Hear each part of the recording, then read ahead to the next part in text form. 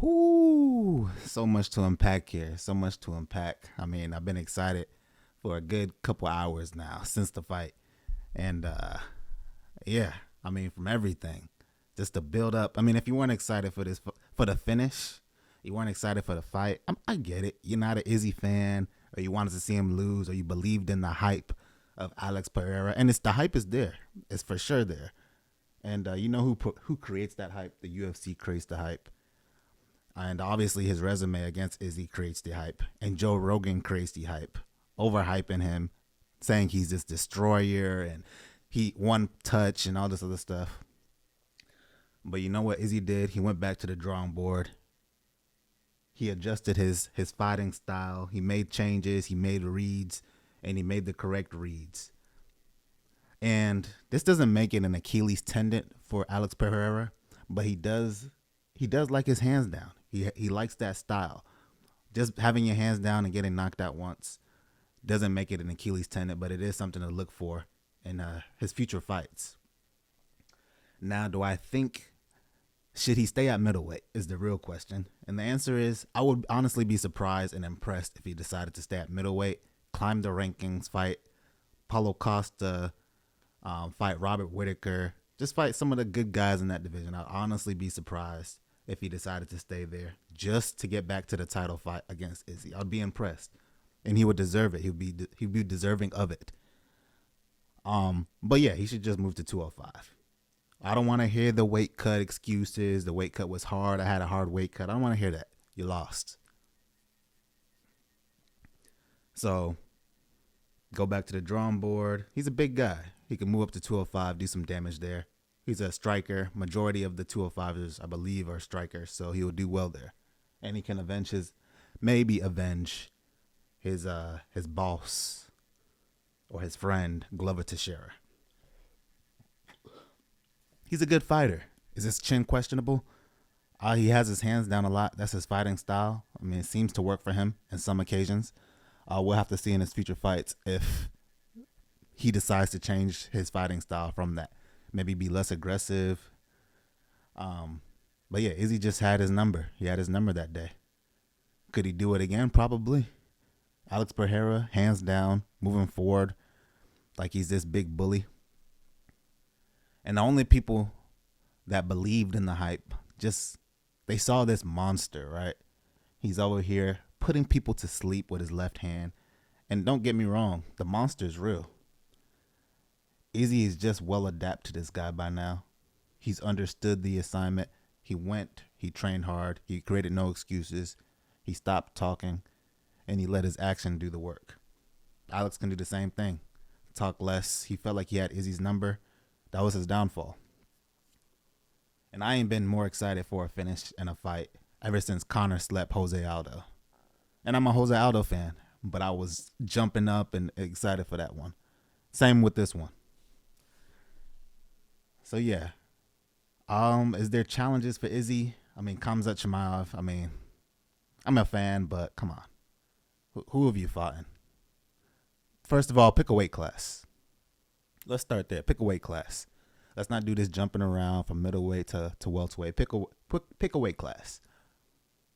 Honestly, I feel like there's better challenges for him at welterweight just because of all the wrestlers that are there. And honestly, I feel like he'll be taking the easier route. I'm not saying Izzy's easy for him, but he's facing people in a division where there's majority of strikers. So he feels like he has an edge there.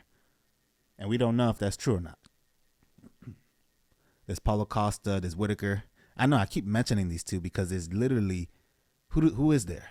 Who is there? Jacare's gone, Yoel Romero's gone, two of the scariest people in that division. I mean, I can't even name anybody besides those two because those two pretty much cleared out the division. There's Marvin Vettori, Sean Strickland. I mean, but we don't see those people as world beaters. You know what I'm saying? So Izzy, he'll probably end up, I don't know what he's going to do.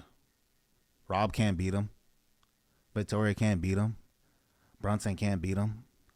He lost.